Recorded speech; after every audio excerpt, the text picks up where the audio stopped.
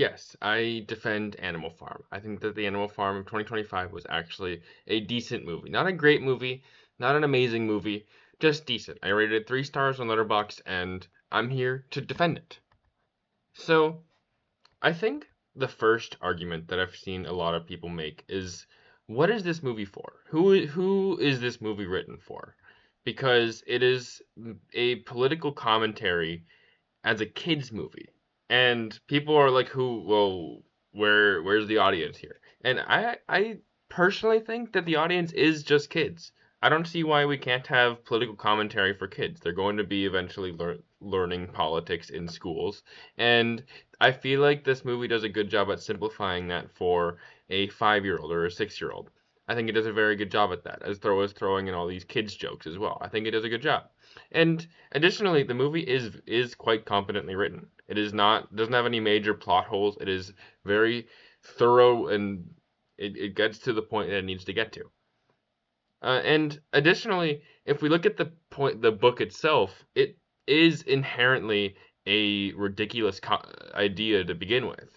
It is about a bunch of farm animals who rise up against their farmer and become farmers themselves. It is a ridiculous idea. I'm not going to speak on George Orwell's behalf because of course I don't know, but like I think that it was intentionally simplifying a complex political topic down to a very easy to understand thing.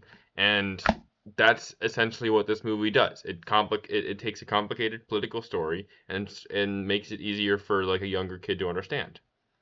And getting into more technical issues, I'm not now just getting away from actually defending the purpose of this thing. I think that the movie actually does a pretty good job at critiquing power, which is the point that George Orwell was trying to get across. He was trying to show that no matter how righteous the cause you stump for, once you have power, you will need to use it and wield it in the same way that your successor that you just overthrew will wield it or use it.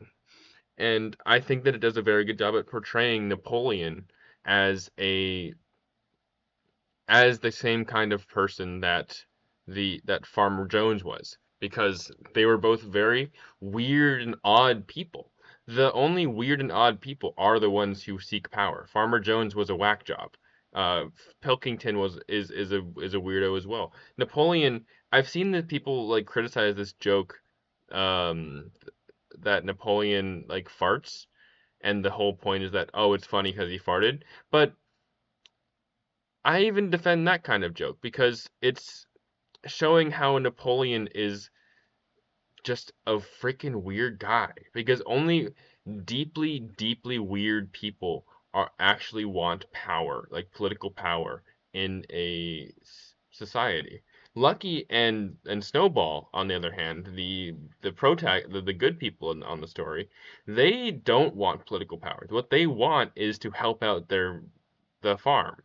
That is their entire goal, and they are thus portrayed as normal, everyday pigs who just want what's best for everyone.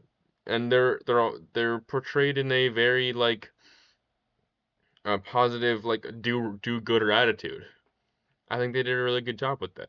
And so yeah, I think that Animal Farm 2025, it does a good job at simplifying a political story for kids, and it does a good job at critiquing political power.